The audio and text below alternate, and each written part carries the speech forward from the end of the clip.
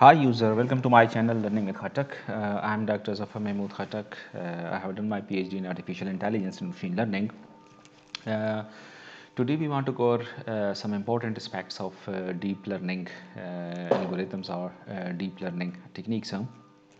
In this channel we have recorded a couple of lectures on machine learning, data science, but now from today in these lectures we will look at some important parts of deep learning, some important applications of deep learning, and more importantly the origin of deep learning, that what is the ancestor of deep learning, from where deep learning is derived. So let's start. So if we look at this diagram, artificial intelligence is the superset. According to this diagram, artificial intelligence is the superset, and then machine learning is the subset of artificial intelligence. Means the rules, regulation, techniques followed the machine learning are also in artificial intelligence. And then if you look at the diagram, deep learning is the subset of machine learning. So what is the basic difference of artificial intelligence, machine learning and deep learning? Where artificial intelligence can be used, how machine learning can be used, and what is the implication of deep learning, how deep learning techniques will be used in artificial intelligence. We will look at them in details. uh, but before covering the difference between artificial intelligence, machine learning, and deep learning, let me show some important applications of deep learning, to know about the importance of deep learning, that how deep learning is important, what is the important applications of deep learning, how we can use deep learning in different applications. So move to the applications part. So if you look at this, AI deep learning applications using neural networks. Obviously, deep learning is based on neural networks. So if you look at this, this is the synthetic Obama. Synthetic Obama means that former US President Barack Obama has been created in photorealistic synthetic by University of Washington researcher. Artificial intelligence was employed to create precise model of Mr. Barack Obama's speaking mouth movements. By using their expertise techniques, they can make Barack Obama's artificial mouth say anything. इस applications के अंदर हो क्या रहा है basically, कि जो researchers थे उन लोगों ने क्या किया कि साइंथेटिकली बराक ओबामा के डिफरेंट थाउजेंड्स ऑफ पिक्चर्स लिए, उन्होंने उसको कंबाइन करके उसकी शेप बना दी, और फिर उस शेप को बराक ओबामास के डिफरेंट वर्ड्स स्पीच से उसको मॉडल को ट्रेन किया, और फिर उसके बाद अगर हम दूसरे डायग्राम के अंदर देख लें, they used a neural networks AI to model the shape of Barack Obama's mouth, that how the mouth of Obama moves, how the mouth of Obama's pronounce different words, different characters. तो इस तरीके से उन्होंने क्या किया कि उन्होंने एक मॉडल बनाया बराक ओबामा का आर्टिफिशियली यूजिंग न्यूरल नेटवर्क्स, और उसके बेस पे वो क्या करते थे, उसके मुंह में अपनी तरफ से अल्फाज डालते थे, तो लग ऐसे रहा था जैसे ये रियल बराक ओबामा बात कर रहा है, लेकिन बेसिकली जो रिसर्चर का ग्रुप था वो क्या कर रहे थे, डिफरेंट वर्ड्स इसके अंदर फीड कर रहे थे. सो ये मैंने यहाँ पे लिंक दिया हुआ है, आप लोग अगर इस लिंक पे क्लिक कर लें, मैं चूँकि इस लिंक पे क्लिक नहीं कर सकता, कॉपीराइट का इशू आ जाएगा. So you can click on this link, और even you can even search the YouTube by just writing the synthetic Obama or deep learning applications using neural networks of synthetic Obama. So वहाँ पे आपको ये techniques किस तरह use हुई है, कौन से मॉडल किस तरह बना है, मॉडल को ट्रेन पर किस तरह कर रहे हैं, तो ये एक इम्पॉर्टेंट डीप लर्निंग का एस्पेक्ट है, जो कि आजकल डीप फेक टेक्नोलॉजीज़ भी कहते हैं. डीप फेक जो वीडियोज़ आ रही हैं उसके अंदर भी डीप लर्निंग के कॉन्सेप्ट्स को यूज़ किया जाता है. सिमिलरली ये एक गेम है GTA 5, that is a game GTA 5, stunning photorealism with an experimental AI tools. तो इसके अंदर वो क्या करते हैं, आप लोग इसी तरह अगर इस वीडियो को देख लें, इस लिंक पे क्लिक कर लें या इवन सर्च कर लें गूगल पे।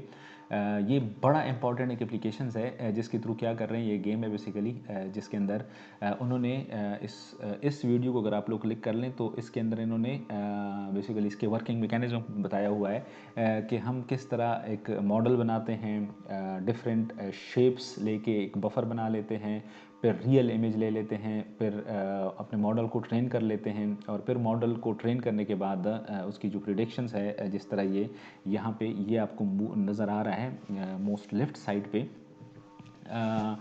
तो एक गेम इन्होंने डेवलप की है, ये basically all the photorealism patches for Grand Theft Auto 5 or nothing new. An AI research team from Intel has elevated it with their AI machine learning tools. Means इन्होंने AI machine learning tools जो कि deep learning है and based upon neural networks, इसको use करके इन्होंने क्या किया, इस गेम को थोड़ा सा इन्हेंस किया। So I suggest please go to this website, so go to this video, क्योंकि यहाँ पे इन्होंने डिफरेंट इसके पार्ट्स भी बताए हुए हैं कि ये जो मॉडल इन्होंने डिप्लाई किया हुआ है, ये मॉडल किस तरह काम करता है। In the same way autonomous car, an open source simulator for self driving cars, autonomous cars, it's very important applications। आजकल हम देख रहे हैं कि ये टेक्नोलॉजी बड़ी इन हो रही है मार्केट के अंदर। सो ऑटोनॉमस कार के लिए उनको ट्रेनिंग कैसे देते हैं, उन जो गाड़ियां हैं उनको पहले टेस्ट कैसे किया जाता है, तो उसके लिए वो क्या करते हैं, एक सिमुलेटेड एनवायरनमेंट क्रिएट करते हैं। अब सिमुलेटेड एनवायरनमेंट कैसे क्रिएट किया जाता है, ये सारी इन्फॉर्मेशन आपको इस वीडियो के अंदर मिल जाएगी।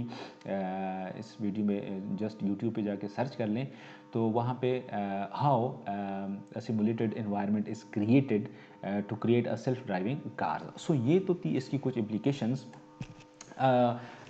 कहाँ पे हम इसको यूज़ कर सकते हैं। Deep learning can be use for generating content directly from how we are speaking. This is very amazing applications of deep learning that whatever we are speaking, the model captures the contents and generate some text or even what we want. So generated content directly from how we are speaking, and the language that we communicate to it via prompts spontaneously, that is deep learning. So deep learning के अंदर क्या होता है कि हम जो कुछ बात कर रहे होते हैं, स्पॉन्टेनियसली बात कर रहे होते हैं, हमारे इन वर्ड्स को, इन करेक्टर्स को वो क्या करता है, कैप्चर कर लेता है, can reason about the prompts in natural language. Similarly वो उसके बारे में अपना एक रिस्पॉन्स दे देता है नेचुरल लैंग्वेज में। ये सबसे इंपॉर्टेंट बात है कि जो डीप लर्निंग के टेक्निक्स हैं या डीप लर्निंग को हम यूज़ कर सकते हैं कि हम जो कुछ बोल रहे हैं, जो कुछ बात कर रहे हैं या जो कुछ उससे पूछ रहे हैं, वो क्या करता है, नेचुरल लैंग्वेज में हमें जवाब दे देता है और साथ ही रीज़न भी कर देता है कि ये जवाब मैंने क्यों दिया है, like English, and then direct and control what is generated in accordance with what we designated specify.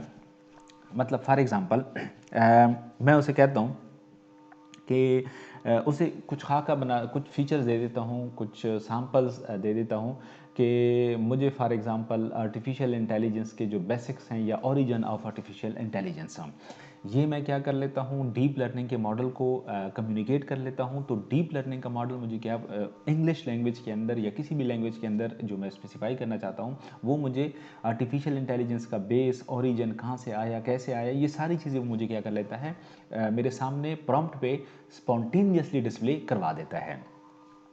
अच्छा, दूसरा सबसे इम्पॉर्टेंट चीज़ जो डीप लर्निंग के टेक्निक्स को यूज़ करके हम कर सकते हैं कि हम इसके थ्रू कोई भी चीज़ जनरेट कर सकते हैं जो कि रियलिटी के अंदर एग्जिस्ट ही ना हो। We can generate something that has never actually existed before. To do this, we ask neural network to generate a photo or event or environment. हम इसके थ्रू कोई भी environment create कर सकते हैं और even we can create an event, an environment. This is just a part of illusion that's never be existed before, जो कि कभी exist नहीं होता। For example, किस तरह, अब let's suppose हम उससे कहते हैं ये कुछ दो तस्वीरें अगर आप लोग देख लें, ये एंशिएंट सिटी ऑफ मोहनजोदड़ो की तस्वीरें हैं। अब ये तस्वीरें रियलिटी के अंदर एग्जिस्ट ही नहीं कर रही, मतलब there are no pictures of this civilisation, लेकिन हम क्या कर लेते हैं, कि डीप लर्निंग एआई के टूल्स को जो कि डीप लर्निंग के टेक्निक्स को यूज़ करते हैं उनको हम क्या कहते हैं, डिफरेंट आइडियाज़ हम दे देते हैं कि जो मोहनजोदड़ो की टेक्निक्स थे, एंशिएंट सिटी ऑफ मोहनजोदड़ो, वहाँ पे जो बिल्डिंग्स थी वो किस तरह थी, जो लोग थे वो किस तरह थे, उनका जो वियर अप था, जो ड्रेस था वो किस तरह था, हम सिर्फ इंग्लिश लैंग्वेज के अंदर ये बता देते हैं और रिजल्ट पे वो हमें क्या जनरेट कर लेता है, वो हमें इस किस्म की तस्वीरें जनरेट कर लेता है। सिमिलरली अब फॉर एग्जांपल एआई को टूल को मैं ये बता देता हूँ कि for example a horse in astronaut driving a horse. अब अगर ये हम देख लें, मतलब दिस इज़ नॉट पॉसिबल कि खला के अंदर एक खलाबाज है और वो हॉर्स ड्राइविंग कर रहा है। किस तरह? फॉर एग्जांपल ये generate images from natural language, हम उसे कहते हैं कि जी a photo of an astronaut riding a horse, कि एक एस्ट्रोनॉट है, एक खलाबाज है, वो हॉर्स राइडिंग कर रहा है। सो ये मैंने नेचुरल लैंग्वेज के अंदर किसको फॉरवर्ड किया, ये मैंने अपने डीप लर्निंग के एल्गोरिथम्स को, न्यूरल नेटवर्क्स को फॉरवर्ड किया। रिजल्ट के तौर पे उसने मुझे क्या जनरेट करके दे दिया, ये उसने मुझे तस्वीर जनरेट करके दे दी। So if you look at this picture, this is not possible, reality के अंदर ये है ही नहीं, लेकिन न्यूरल नेटवर्क्स ने, डीप लर्निंग के टेक्निक्स ने मुझे क्या जनरेट करके दे दिया, उसी तरह मैंने नेचुरल लैंग्वेज के अंदर उसको कन्वे कर दिया और उसने मुझे एक तस्वीर बना के दे दी। सो अ हॉर्स और even Mohenjodaro pics his never occur before, even no training exist, क्योंकि ये हमारे पास ये तस्वीरें पहले से मौजूद ही नहीं है, पास्ट हिस्ट्री हमारे पास है नहीं, एक्सपीरियंस हमारे पास है नहीं। So if there is no past history then there is no training data. So if there is no training data, then how is it possible to create this possibility just because of deep learning techniques? Now, very amazing revolutions of the deep learning that not only build software to generate images and video, but software to generate software. ये बहुत important इसका aspect है कि AI को tools को use करते हुए हम ना सिर्फ इमेजेस वीडियोस जनरेट कर सकते हैं, बट हम क्या कर सकते हैं, सॉफ्टवेयर भी जनरेट कर सकते हैं, जो वो सॉफ्टवेयर मज़ीद हमारे लिए काम करें। For example revolution of chat GPT, आप लोग चैट जीपीटी को यूज़ करते भी आ रहे हैं। सो now artificial intelligence tools using deep learning to generate software, हम एक सॉफ्टवेयर जनरेट करते हैं, concept of chat GPT. Now using ChatGPT, I am simply conveying a message that write code in Python TensorFlow to train neural networks. Obviously आप लोगों ने किया भी होगा कि हम सिंपली क्या करते हैं, उसके प्रॉम्प्ट पे उसका जो इंटरफेस है वहाँ पे लिख लेते हैं कि जी just give me a code in Python how to train a neural networks. This is simply forwarded to neural networks or deep neural networks, and then this give me spontaneously this type of output. So अगर हम ये अब देख लें, ये हमारे पास क्या है, न्यूरल नेटवर्क्स का उसने मुझे कोड जनरेट करके दे दिया कि how we can train a neural networks. अच्छा, अब ये काम तो अगर हम ये देख लें, मशीन लर्निंग के कॉन्सेप्ट्स हम बाद में देख लेंगे कि मशीन लर्निंग के अंदर भी ये काम हो रहा था, तो फिर डीप लर्निंग क्यों? डीप लर्निंग का सबसे बड़ा फ़ायदा क्या है कि डीप लर्निंग के टेक्निक्स को यूज़ करके एआई को टूल आपको रीज़न भी दे देते हैं कि मैंने ये कोड क्यों लिखा, किस तरह। अगर ये आप लोग देख लें तो ये आपका चैट जीपीटी है। अब चैट जीपीटी ने आपको कोड भी दे दिया और साथ ही यहाँ पे नीचे देख लें तो उसने जस्टिफिकेशन भी साथ दे दिया है कि मैंने ये कोड, इस कोड के अंदर ये मैंने क्या लिखा है, ये क्या लिखा है, और ये क्या लिखा है और ये क्यों लिखा है। So this is very important, the capability of deep learning, how, what and why. what is basically the answer to your questions. So I put simply this question, मैंने ये questions किया, उसने मुझे ये आंसर दिया। why, क्यों मैंने दिया, वो यहाँ पे साथ ही जस्टिफिकेशन भी साथ मेंशन कर लेता है कि ये इसकी रीज़न है। हाउ, किस तरह ट्रेनिंग होती है, वो भी उसने मुझे बता दिया। सो not only the code but even have the capability to reason about the code. So this is very important. And then capability of how, what and why I write this code, what is the purpose of that code, how this code will be work. So these are basically some important applications of deep learning AI tools. ये मुख्तलिफ applications हमने देख ली। एक synthetic Obama को हमने देख लिया कि कैसे क्रिएट किया जाता है। उस वीडियो को अगर आप लोग विजिट कर लें कि हम इस तरह डीप फेक वीडियोज़ भी क्रिएट कर सकते हैं। फिर उसके बाद हमने ये भी देख लिया कि वो इन्वायरमेंट, वो इवेंट जो कि रियलिटी के अंदर एग्जिस्ट ही नहीं करते, हम क्या कर सकते हैं, एआई के डिफरेंट टूल्स को यूज़ करके इस तरह के इन्वायरमेंट इवेंट्स हम जनरेट कर सकते हैं। फिर उसके बाद हमने सेल्फ ड्राइविंग कार की एग्जांपल्स देख ली कि हम जो ऑटोनॉमस कार है वो भी बना सकते हैं using artificial intelligence tools. Similarly फिर हमने एक सिमुलेशन एनवायरनमेंट को उसको देख लिया कि एक सिमुलेशन एनवायरनमेंट भी हम बना सकते हैं, और एक गेम की भी हमने एग्जांपल्स देख ली। अब ये सारे एप्लीकेशंस हम डिफरेंट एआई के टूल्स को यूज़ करके बना सकते हैं या इसमें काम कर सकते हैं। जो आपके समझने की बात है कि इन एआई की टूल्स में क्या यूज़ होता है, डीप लर्निंग यूज़ होता है। और डीप लर्निंग किस चीज़ को, किस कॉन्सेप्ट्स को फॉलो करता है? Deep learning always follows neural networks के कॉन्सेप्ट्स को। सो this is basically the applications part. Now we are able to define what is deep learning. So again, अगर इस तस्वीर को हम देख लें तो ये हमें कहता है कि deep learning is a subset of machine learning, and then machine learning is a subset of artificial intelligence. So if you look at this, there are some basic terms like intelligence, artificial intelligence, and then machine learning, and then deep learning. So सबसे पहले हम ये देखना चाहते हैं कि intelligence क्या होता है, आर्टिफिशियल इंटेलिजेंस क्या होता है, मशीन लर्निंग क्या होता है, और उसके बाद डीप लर्निंग हमारे पास क्या होता है। सो अगर हम सिंपली वर्ड में ये देख लें कि इंटेलिजेंस हमारे पास क्या होता है, तो इंटेलिजेंस को हम अपने अल्फाज में अगर हम डिफाइन करना चाहते हैं कि ये बेसिकली एक प्रोसेस होता है जिसके थ्रू हम डेटा या इन्फॉर्मेशन को प्रोसेस करते हैं ताकि हम उन इन्फॉर्मेशन के बेस पे कुछ डिसीजन ले सकें या फ्यूचर डिसीजंस को हम बता सकें। So in simple words, the ability to process information such that we can use these information to take some action और to inform future decision. So in very simple words, ability to process information to take some action. And then artificial intelligence को अगर हम देखना चाहते हैं, सो चूँकि words है artificial intelligence, सो इसके अंदर क्या होगा कि सादा से अल्फाज में हमने आर्टिफिशियली कुछ एल्गोरिथम ऐसे बनाने हैं जो कि इंफॉर्मेशन को प्रोसेस करके हम उसके बेस पे कोई एक्शन परफॉर्म कर सकें। So artificial intelligence is simply to build artificial algorithms to do the same process exactly to take action और to inform some future decision. So अगर दोनों के अंदर फ़र्क हम देख लें, intelligence is the process of information such that we can use this information to take some action. In artificial intelligence simply to make artificial algorithm to do the same process. And then machine learning के अंदर सबसे important चीज़ एक जो आप लोगों ने बात याद रखनी है कि ये AI का सबसेट है। और मशीन लर्निंग के अंदर हम क्या होता है कि how to build a machine और how to teach a machine to do the same task.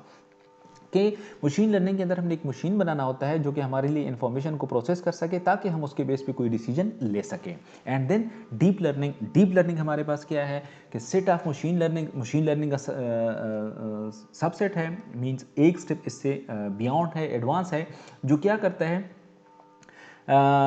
Explicitly focus करता है न्यूरल नेटवर्क्स पे, और कि किस तरह हम एक न्यूरल नेटवर्क्स को बना सकते हैं जो कि क्या कर सके, डेटा से डिफरेंट फीचर्स या पैटर्न उसके एक्सट्रैक्ट कर सकें।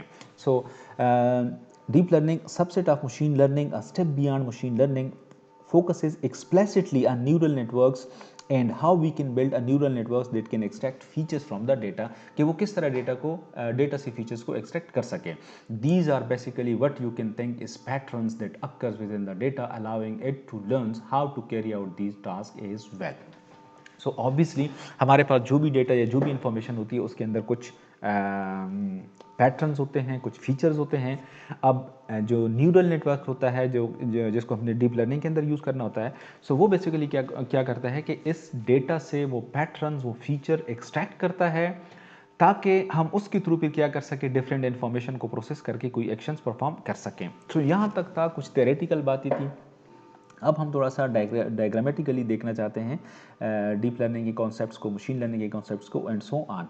सो अब अगर हम इस डायग्राम्स को थोड़ा सा दोबारा देख लें कि आर्टिफिशियल इंटेलिजेंस के अंदर क्या होता है। आर्टिफिशियल इंटेलिजेंस के अंदर जस्ट सिंपली हमने क्या करना होता है कि आर्टिफिशियली एल्गोरिथम्स को बनाना होता है जो कि हमारे लिए क्या कर सके, process information to take some actions or to inform some future decision. And then machine learning के अंदर क्या होता है मशीन लर्निंग के अंदर simply this is the subset of artificial intelligence and we have to make a machine, we have to build a machines to do the same process like in artificial intelligence, and then deep learning explicitly focus on neural networks, and deep learning how to build a neural networks to process some information or to extract some features from the data, process these features and then take some information. So ये अब थोड़ा सा हम definitions के लिहाज से, artificial intelligence any techniques that enables computer to mimic human behaviour, how a human can behave, basically artificial intelligence is just to replace the human behaviour. And then machine learning ability to learn without explicitly being programmed, means we have to build a machine, so there is no human intervention. We have to build a machines that learn without explicit being programmed, and then in deep learning extract patterns from data using neural networks. So इस definition से, इन difference से हम सिर्फ जो basic बात है वो हम ये कर सकते हैं कि आर्टिफिशियल इंटेलिजेंस को यूज़ अगर हम किसी एप्लीकेशंस के लिए यूज़ करते हैं तो आर्टिफिशियल इंटेलिजेंस में जो ह्यूमन इन्वॉल्वमेंट है, ह्यूमन एक्सपर्ट इन्वॉल्वमेंट है, वो आ जाती है कि ह्यूमन एक्सपर्ट ज़रूरी होता है, जबकि मशीन लर्निंग में हम मशीन को इन्वॉल्व कर लेते हैं, मशीन को हम ऑटोमेट कर लेते हैं, किसी हद तक हमारे पास ह्यूमन इंटरवेंशन यहाँ पे भी हो जाती है. लेकिन डीप लर्निंग के अंदर हम न्यूरल नेटवर्क्स को यूज़ करके डेटा से पैटर्न एक्सट्रैक्ट करते हैं, जिसके अंदर हमारे पास ह्यूमन जो इंटरवेंशन है, ह्यूमन इन्वॉल्वमेंट है, वो हमारे पास वो काफ़ी हद तक मिनिमाइज या ऑलमोस्ट ख़त्म हो जाती है. Teaching computers how to learn a task directly from raw data. So now let's dive into the course technical part. अब सबसे इंपॉर्टेंट चीज़, वाई डीप लर्निंग, क्यों? जब हमारे पास मशीन लर्निंग की टेक्निक्स हैं, आर्टिफिशियल इंटेलिजेंस है, तो फिर डीप लर्निंग की ज़रूरत हमें क्यों पेश आई? Why deep learning now? अगर डीप लर्निंग, चूंकि हम बात करते हैं कि डीप लर्निंग किस चीज़ पे बेस कर रहे हैं, न्यूरल नेटवर्क्स पे, और न्यूरल नेटवर्क्स तो हमारे पास तकरीबन 1940 से है, 1940 या 1950 से न्यूरल नेटवर्क्स है, तो न्यूरल नेटवर्क्स तो बहुत पहले से था, तो अब भी डीप लर्निंग की ज़रूरत क्यों पेश आई? एक important question, why deep learning, and then why deep learning now, अब भी क्यों? सो इन चीज़ों पे हम डिस्कस करते हैं. सो अगर यहाँ पे आप लोग देख लें तो ये मेरे पास एक इमेज एक गिवन है, उस इमेज के अंदर हम हमारे पास देख लें तो कैटेगराइज किया गया है कि जी low level features, mid level features and high level features. Let's dive into the past history to answer why deep learning. थोड़ा सा हम पास्ट हिस्ट्री पे बात कर लेते हैं और फिर उसके बाद हम क्या करते हैं कि अगर इस तरह मेरे पास एक इमेज हो तो इस इमेज को प्रोसेस करने के लिए मशीन लर्निंग किस किस्म के टेक्निक्स को यूज़ करता है और किस तरह मशीन लर्निंग यूज़ होती है. इस तस्वीर में अगर आप लोग देख लें, इस इमेज के अंदर 3 पार्ट्स हैं, low level features, mid level features and then high level features. जो लो लेवल फीचर्स हैं उसके अंदर अगर आप देख लें, सिर्फ हमारे पास हमें कुछ नज़र आ रहा है कि जैसे ये एज है या लाइन है एट्सेट्रा.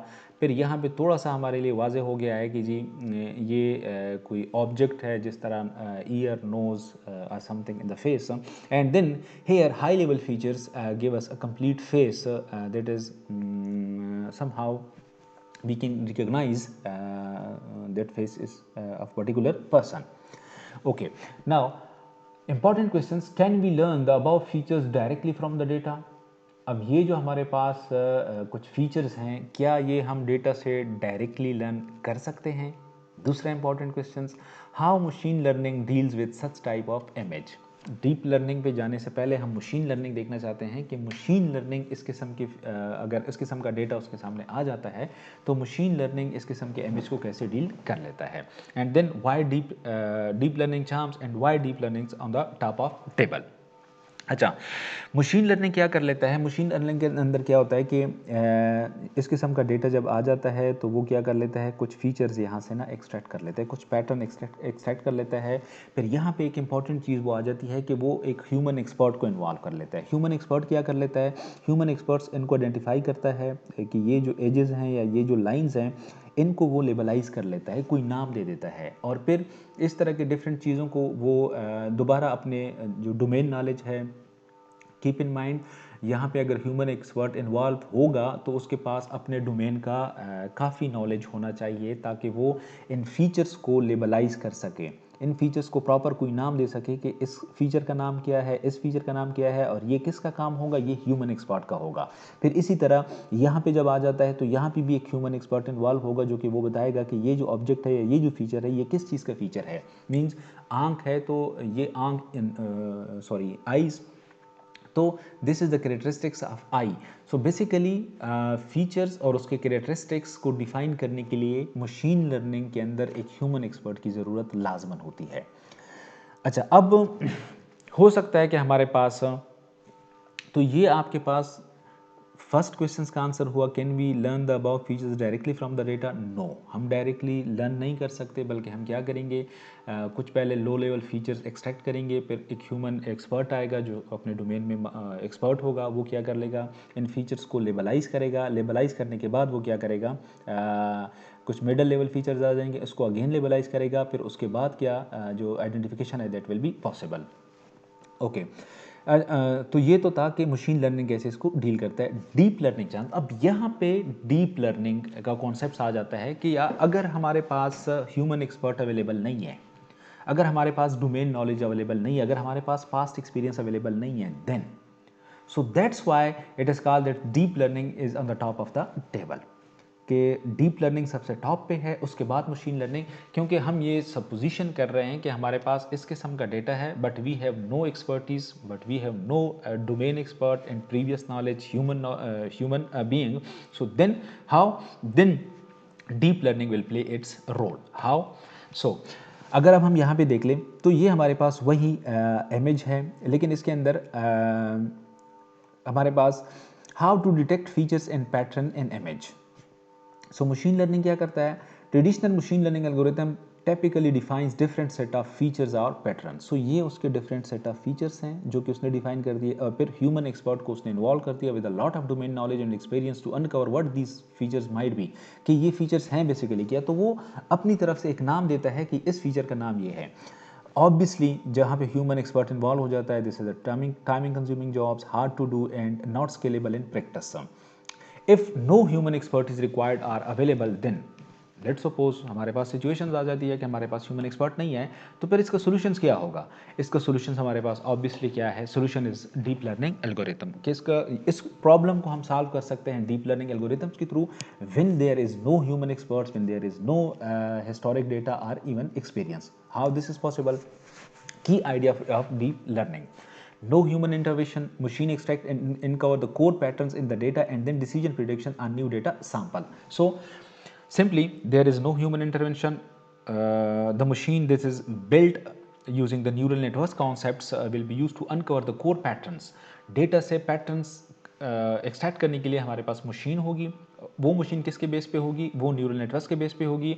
एंड देन फ्यूचर जो प्रिडिक्शंस है नए डेटा पे, नए सैम्पल्स पे, वो हम इस तरह पे प्रिडिक्ट कर सकते हैं। ओके, ये तो हमारे पास था की आइडियाज ऑफ डीप लर्निंग के उसका की आइडिया क्या है। अब इस इमेज को, इसमें इस फेस को डिटेक्ट करने के लिए न्यूरल नेटवर्क्स बेसिकली क्या करता है, किस तरह काम करता है?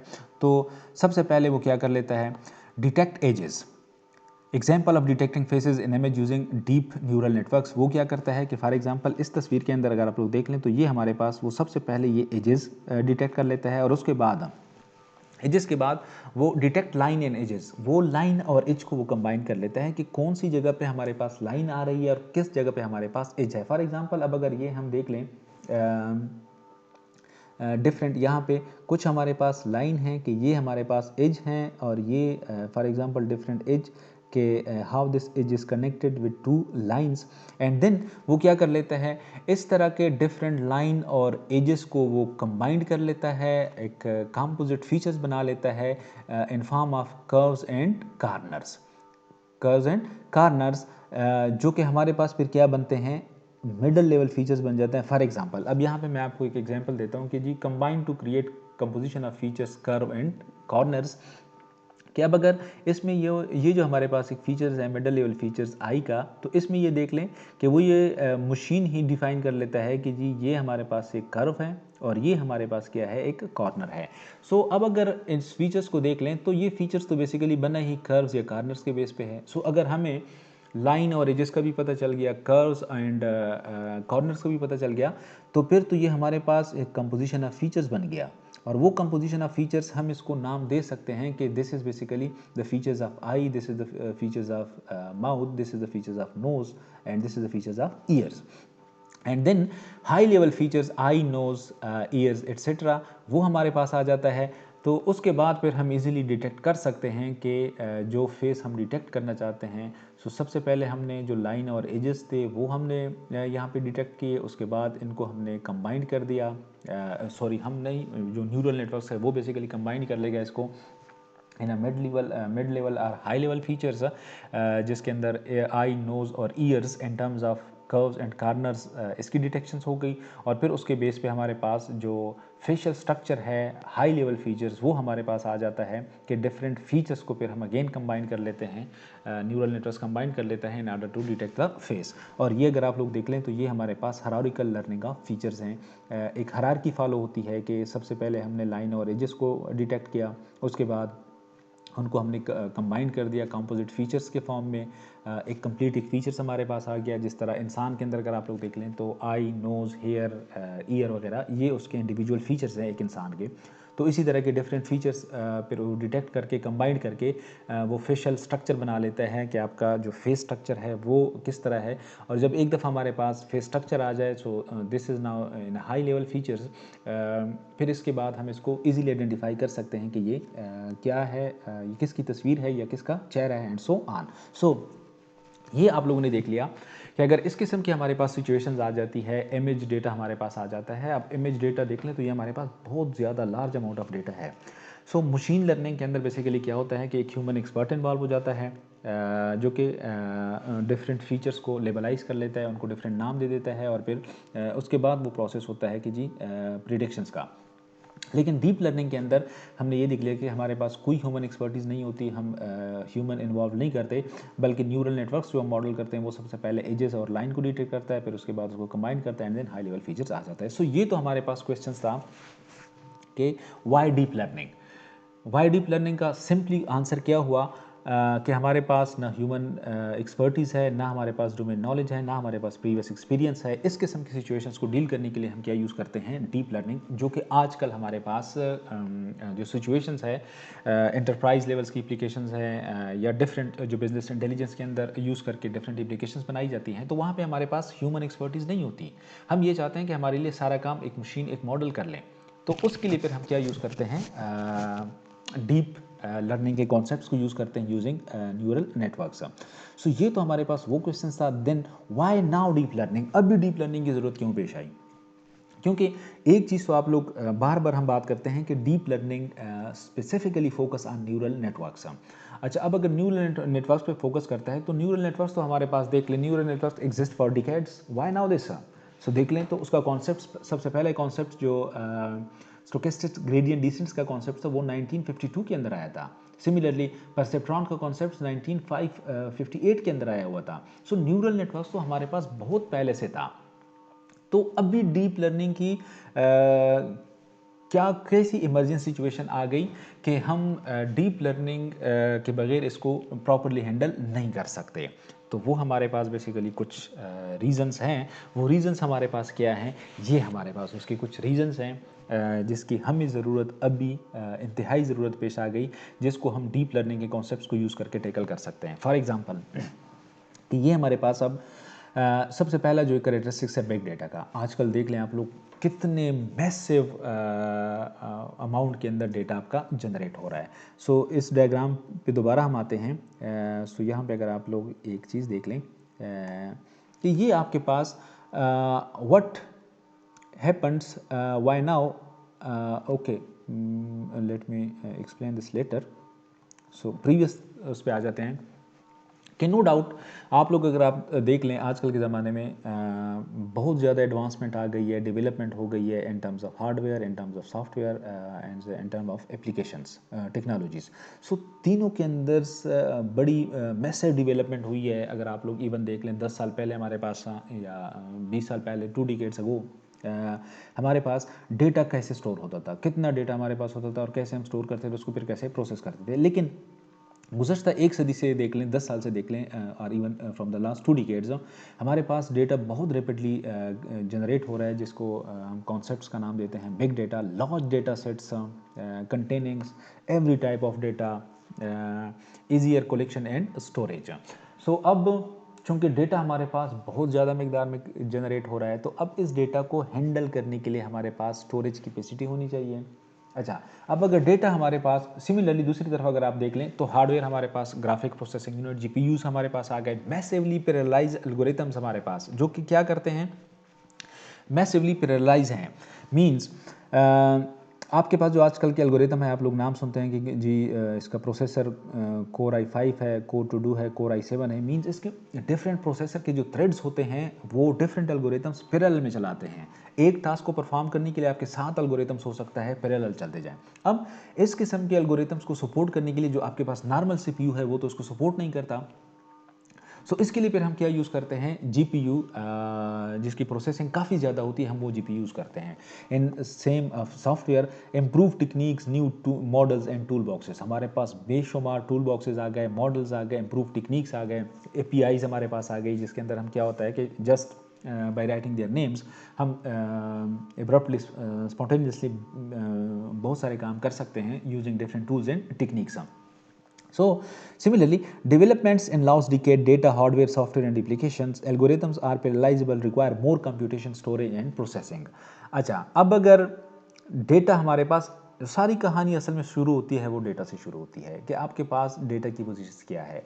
चूँकि डेटा हमारे पास बेतहाशा किस्म का डेटा है, डीप लर्निंग की ज़रूरत हमारे पास क्यों पेश आई कि जब तक हमारे पास डेटा कम था, जब तक हमारे पास हार्डवेयर के रिसोर्सेज कम थे, जब तक हमारे पास एडवांस सॉफ्टवेयर नहीं आए थे, model, tool box, improve techniques हमारे पास नहीं थे, तब तक हम अपने काम मशीन लर्निंग को यूज़ करके परफॉर्म कर सकते थे। लेकिन जैसे ही डेटा हमारे पास बढ़ने लगा, हार्डवेयर के अंदर एडवांसमेंट आ गई, सॉफ्टवेयर टूल्स इंप्रूव हो गए, वहाँ पे फिर हमें क्या ज़रूरत आ गई, डीप लर्निंग की ज़रूरत पेश आ गई। इसको मैंने एक डायग्राम्स के थ्रू दिखाया हुआ है।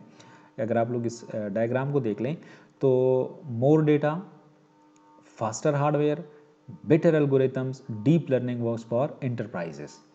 क्योंकि अब जो एंटरप्राइजेस हैं, जो बड़े बड़े ऑर्गेनाइजेशंस हैं, जो इवन आपके बिजनेसेस चल रहे हैं, वो बिजनेस इंटेलिजेंस को यूज़ करके अपने फ्यूचर्स को प्रिडिक्ट करते हैं कि जो सेल है या परचेज़ है, what pattern will be the sale of purchase in the near future के अंदर क्या होगा।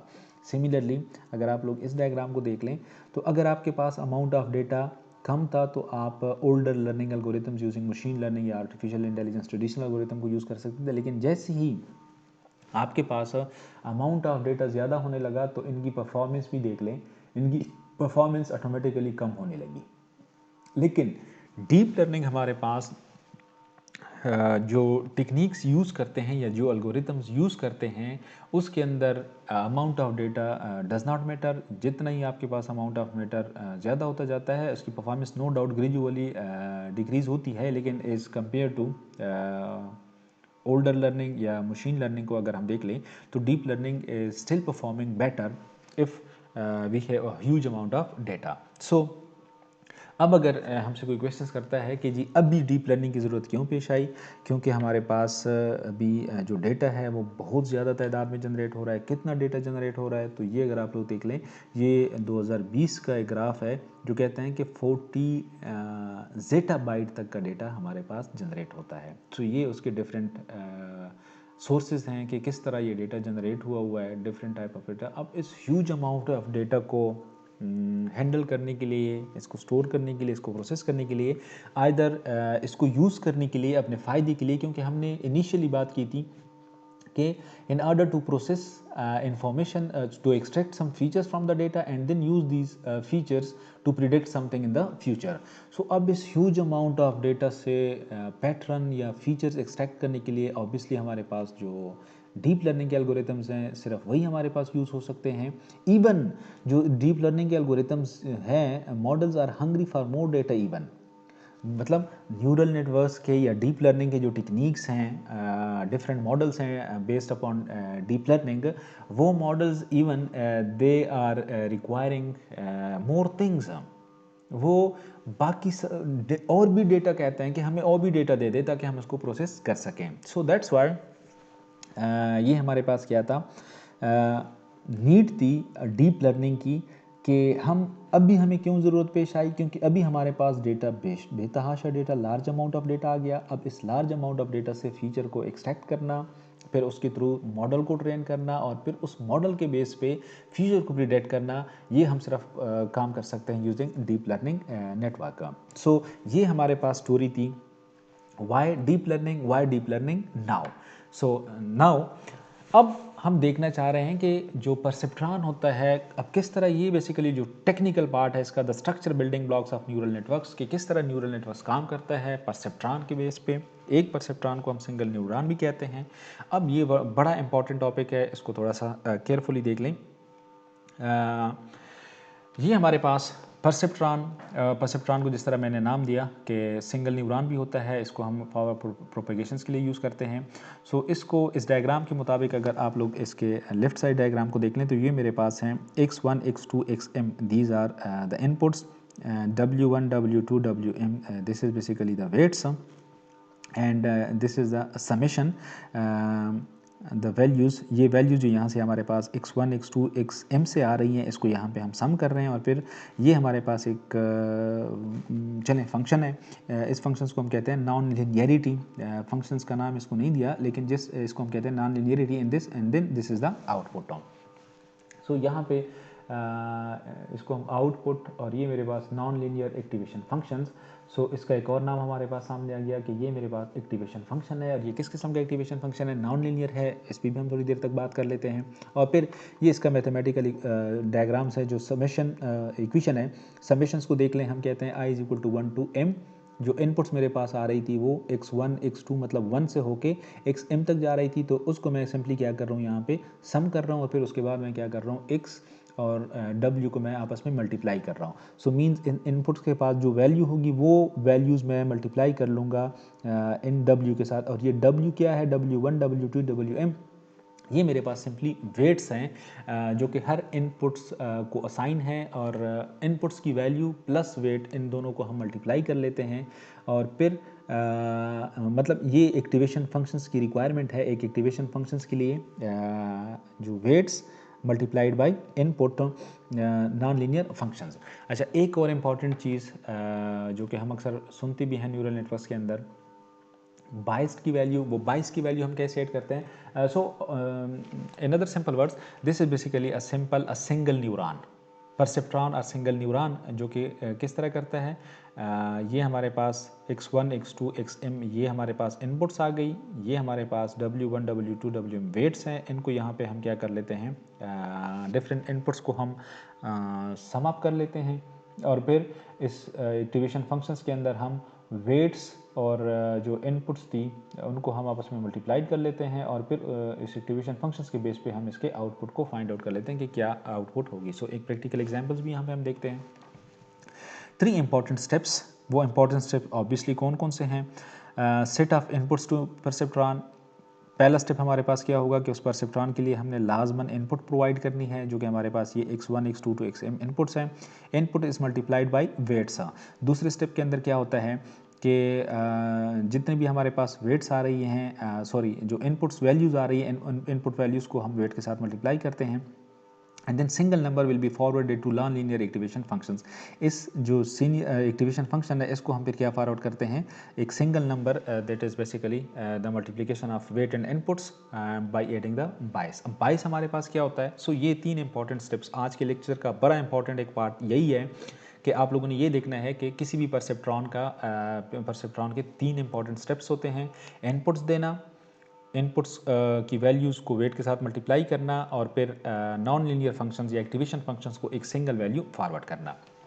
सो अब इस डायग्राम के अंदर हमने एक और भी वैल्यू ऐड कर दी, जो कि इसको हम क्या कहते हैं, बाइस्ड। ये अगर आप लोग थोड़ा सा न्यूरल नेटवर्क्स के बेसिक्स को खुद ही सर्च कर लें तो उसके अंदर आप लोग देख लेंगे कि हम बाइस्ड की वैल्यू क्यों ऐड करते हैं।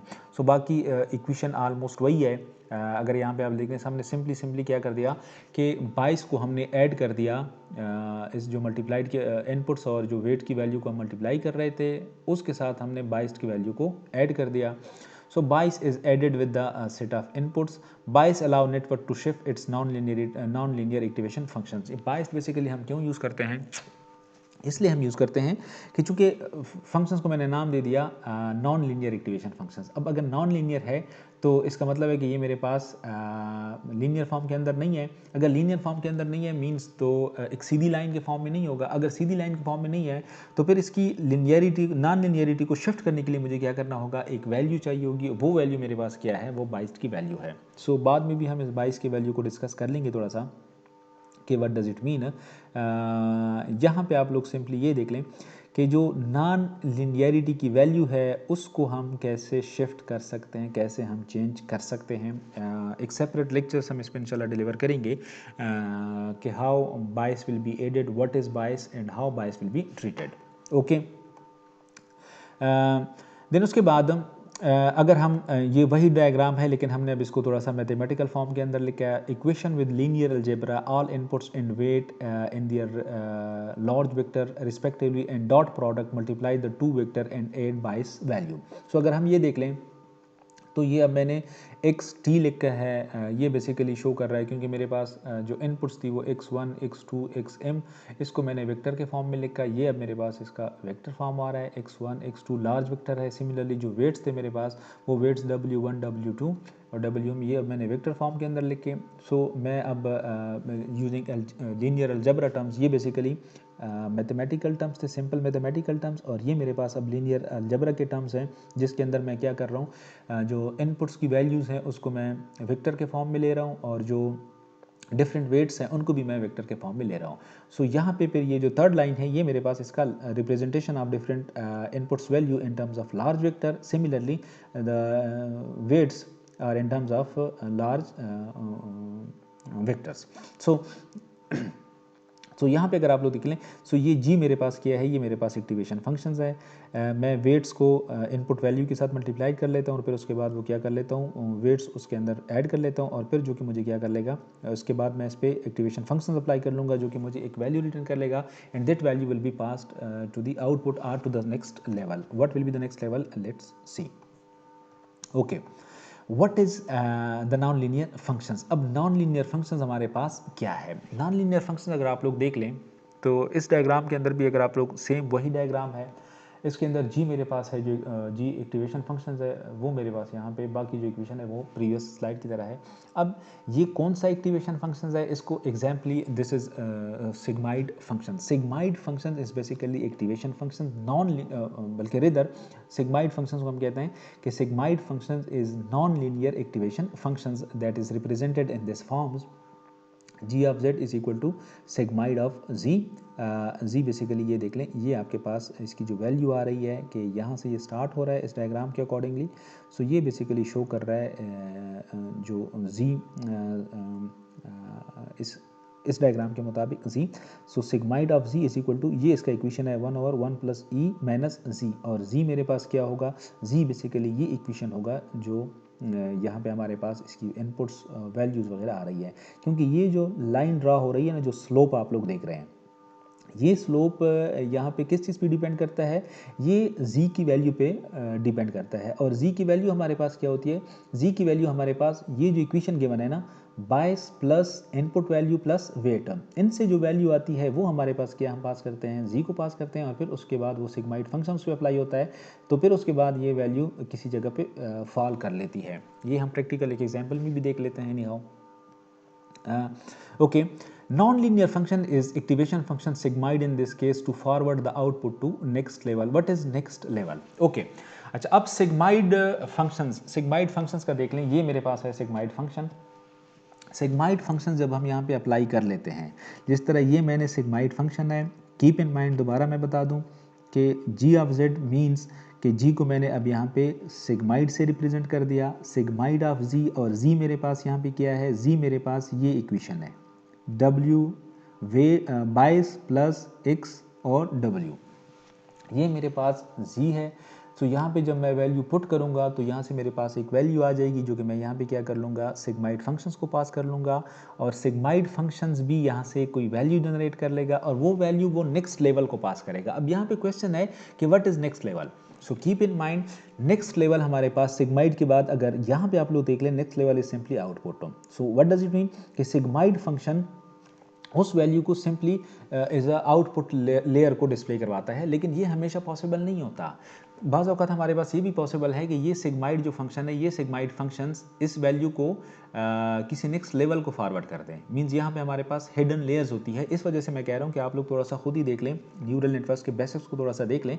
सो न्यूरल नेटवर्क्स में आप लोग देख लेंगे कि neural networks basically multiple layers के तौर पे काम करता है कि ये हमारे पास इसका एक लेयर है, सिमिलरली ये मेरे पास इसका दूसरा लेयर आ गया, ये मेरे पास इसका तीसरा लेयर आ गया।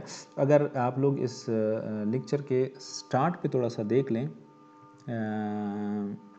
यस, ये अगर आप लोग देख लें तो ये बेसिकली एक न्यूरल नेटवर्क बना हुआ है। न्यूरल नेटवर्क के अंदर देख लें, इसको हम इनपुट लेयर कहते हैं। ये हमारे पास अब हिडन लेयर्स हैं। अब इस केस के अंदर हमारे पास हिडन लेयर क्या है, 2 हैं, और ये मेरे पास क्या है, आउटपुट लेयर जो वाई लिखा हुआ था वो मेरे पास ये है। अच्छा, इनपुट्स मेरे पास यहाँ पे आ गई। अब इस हिडन लेयर्स के अंदर भी हर एक नोड पे अपना एक एक्टिवेशन फंक्शन है। अब ये एक्टिवेशन फंक्शंस यहाँ पे क्या करता है, अगर फॉर एग्जांपल यहाँ पे मेरे पास सिग्माइड एक्टिवेशन फंक्शन है तो वो सिग्माइड एक्टिवेशन फंक्शंस क्या करेगा, आउटपुट किसको फ्लो थ्रो करेगा, नेक्स्ट लेयर को थ्रो करेगा, आउटपुट को नहीं करेगा। सो इस लेयर के अंदर भी यहाँ पे इस न्यूरॉन, ये मेरे पास सारे न्यूरॉन, या इसको आप परसेप्ट्रॉन भी कहते हैं, ये भी न्यूरॉन, ये भी न्यूरॉन, ये भी न्यूरॉन, ये सारे न्यूरॉन है। सो यहाँ पे अपना एक सिग्माइड फंक्शन होगा। सो इस सिग्माइड फंक्शन से, इस सिग्माइड फंक्शन ने एक वैल्यू फॉरवर्ड कर दी यहाँ पे अपना एक सिग्माइड फंक्शन होगा। सो ये सिग्माइड फंक्शन अगेन इसको रिफाइन करेगा और रिफाइन करने के बाद वो फिर क्या करता है, इस आउटपुट की तरफ फ्लो कर लेता है। सो वहाँ पे जो क्वेश्चंस था कि सिग्माइड फंक्शन नेक्स्ट लेवल को थ्रो करता है या नेक्स्ट लेवल को फॉरवर्ड करता है। सो नेक्स्ट लेवल हमारे पास क्या हो सकता है, नेक्स्ट लेवल हमारे पास बाज़ औक़ात हिडन लेयर के अंदर एक और न्यूरॉन भी हो सकता है, या बाज़ औक़ात वो डायरेक्टली क्या कर सकता है, जिस तरह यहाँ से वो आउटपुट लेयर्स को भी वो भिजवा देता है। सो ये थोड़ा सा था कि डीप लर्निंग जो एक्टिवेशन फंक्शंस था उसको हम क्यों यूज़ करते हैं, कैसे यूज़ करते हैं। सो यहाँ पे हमारे पास यहाँ तक what is next level.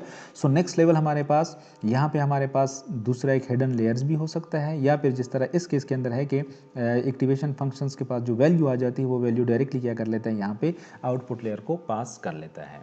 Okay, so activation functions. अब यहाँ पे था what is non linear activation function. Activation functions को अगर आप लोग देख लें, इस डायग्राम के मुताबिक देख लें, इस डिफिनेशंस को फिलहाल हम छोड़ देते हैं। अगर इस डायग्राम्स के अकॉर्डिंगली आप लोग देख लें, सो एक्टिवेशन फंक्शंस की वैल्यू या तो यहाँ पे फॉर एग्जांपल -6 पे आ सकती है, -4 पे आ सकती है, मीन वो वैल्यू यहाँ पे आएगी, यहाँ पे आएगी, यहाँ पे आएगी या यहाँ पे आएगी। सो अगर इस वैल्यू को हम देख लें, this value is basically falls between 0 and 1, 0 and 1. So अगर 0 and 1 है तो ये तो मेरे पास just like a threshold value है। थ्रेशोल्ड वैल्यू किस तरह है कि मैं एक थ्रेशोल्ड डिफाइन कर लेता हूँ कि एक्टिवेशन फंक्शंस की वैल्यू 1 से ग्रेटर नहीं हो सकती। सो मैंने थ्रेशोल्ड डिफाइन कर दिया, लेकिन 1 से कम तो हो सकती है। सो ये मैं इसको कह सकता हूँ कि it is just like a continuous version of threshold value. Continuous किस तरह कि 0 और 1 के दरमियान हो सकती है। मैंने थ्रेशोल्ड डिफाइन कर दिया, 0 से कम भी नहीं और 1 से ज़्यादा भी नहीं, 1 से ज़्यादा नहीं। सो 0 से कम हो सकती है कि फॉर एग्जांपल अगर यहाँ पे मेरे पास माइनस आ जाए तो ये मेरे पास 0 से कम हो सकता है। सो मैं अपर जो थ्रेशोल्ड वैल्यू है वो मैंने डिफाइन कर दी कि इस एक्टिवेशन फंक्शंस की वैल्यू 1 से ग्रेटर नहीं हो सकती, लेकिन 1 से कम हो सकती है। सो अगर 1 से कम हो सकती है तो ये तो मेरे पास एक continuous version of activation threshold function बन गया।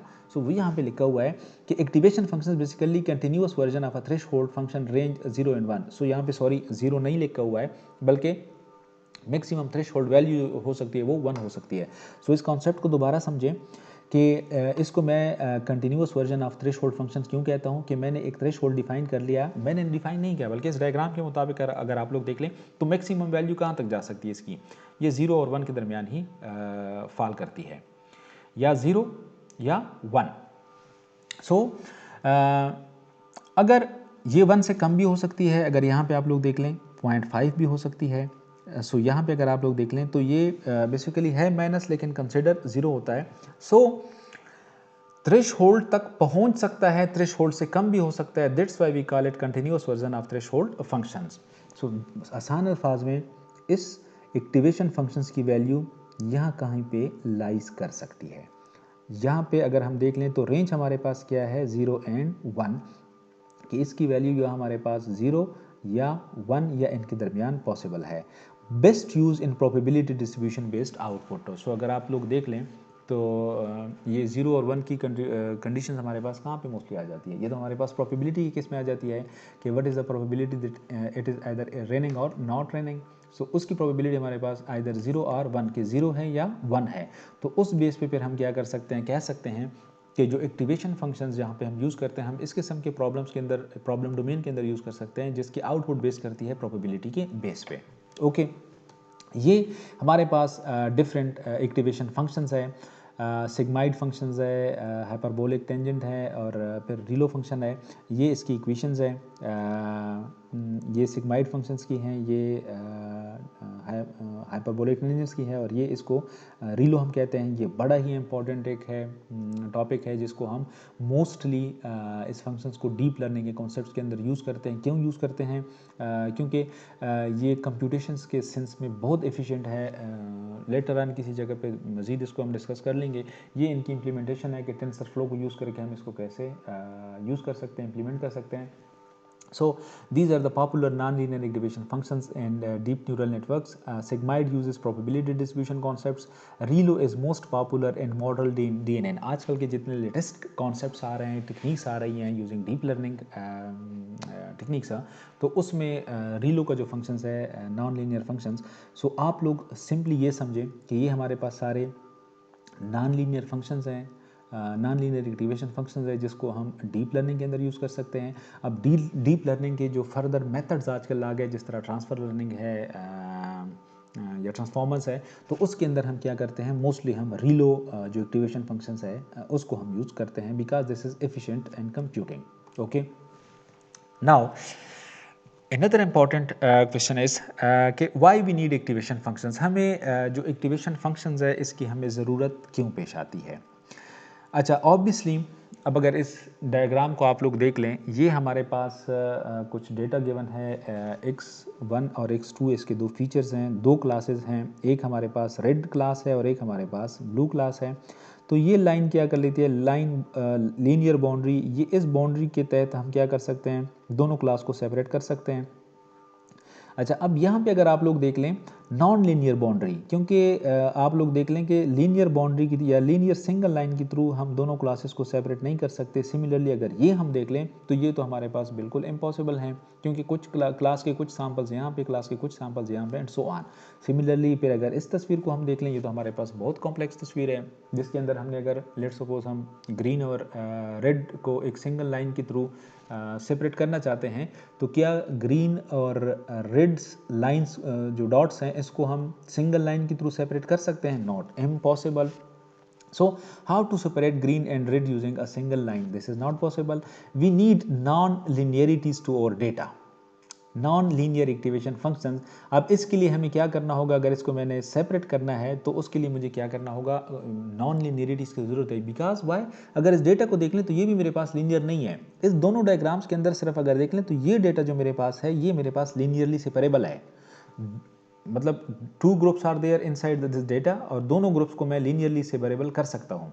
इसके अंदर वही दो ग्रुप्स हैं लेकिन ये लीनियरली सेपरेबल नहीं है। सिमिलरली ये जो मेरे पास डेटा है ये भी लीनियरली सेपरेबल नहीं है, मीन सिंगल लाइन के थ्रू मैं इसको सेपरेट नहीं कर सकता। And this is very complex examples जिसको मैं सिंगल लाइन्स के through, this is impossible to separate green and red dots using a single line. So दोनों ग्रुप्स को मैं सेपरेट नहीं कर सकता यूजिंग एक लाइन के थ्रू। अगर नहीं कर सकता तो फिर मुझे यहाँ पे किस चीज़ की ज़रूरत होगी, activation, non linear activation functions की। सो जो एक क्वेश्चन था कि why we need activation functions, तो एक्टिवेशन फंक्शंस की ज़रूरत हमें क्यों पेश आती है कि जहाँ पे हमारे पास डेटा लीनियरली सेपरेबल ना हो, जिसको हम एक सिंगल लाइन से सेपरेट नहीं कर सकते, फिर वहाँ पे हमें किस चीज़ की ज़रूरत होती है, एक्टिवेशन फंक्शंस की, नॉन लीनियर एक्टिवेशन फंक्शंस की। वाई नॉन लीनियरिटीज टू और डेटा, मतलब नॉन लीनियरिटीज़ चलें, क्या मेरे पास डेटा तो मेरे पास इस किस्म का भी हो सकता है, मतलब मुझे क्यों नॉन लीनियर की ज़रूरत क्यों पेश आई? सो इसके लिए ओके, सो ये अगर आप लोग देख लें, सिंगल लाइन के थ्रू हम इसको जनरेट नहीं कर सकते, सेपरेट नहीं कर सकते। So why non linearity store data क्यों है?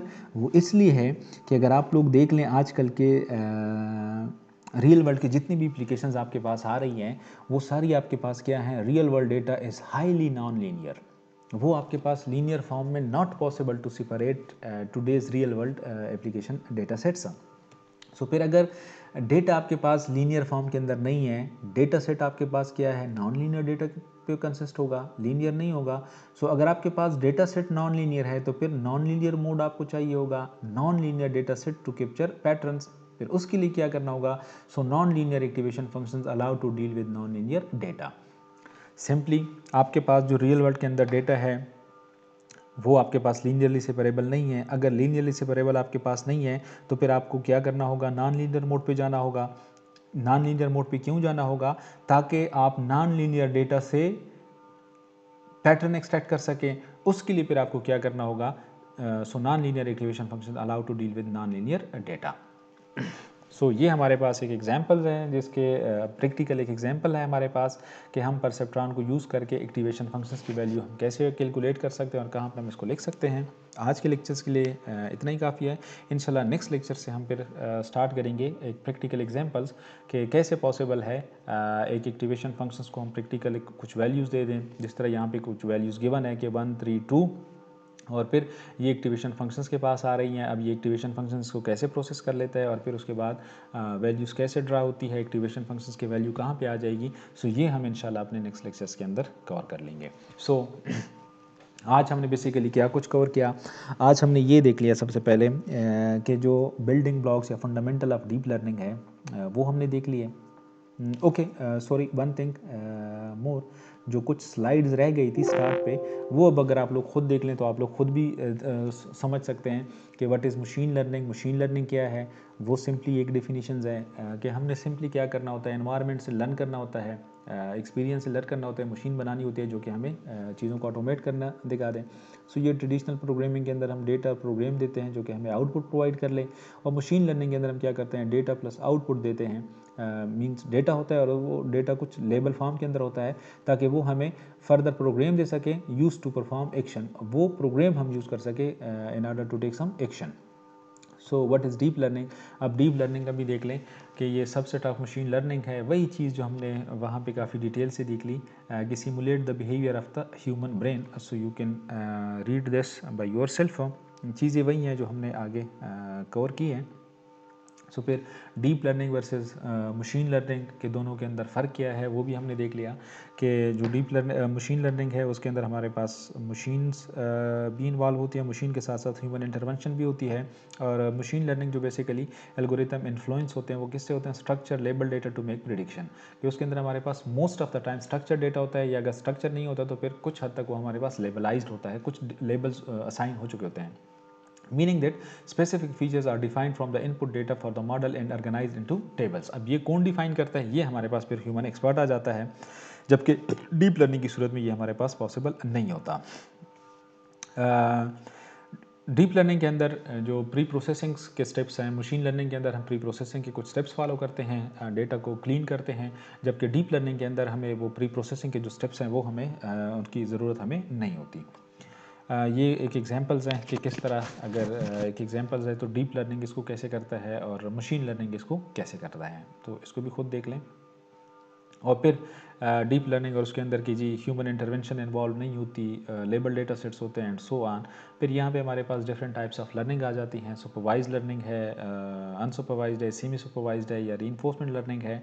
ऑब्वियसली सुपरवाइज्ड के अंदर हमारे पास training data plus desired outputs labels given होती है विद ह्यूमन इंटरवेंशन। अनसुपरवाइज्ड के अंदर सिर्फ हमारे पास ट्रेनिंग डेटा होता है, there is no desired output, without desired outputs, so there is no human intervention।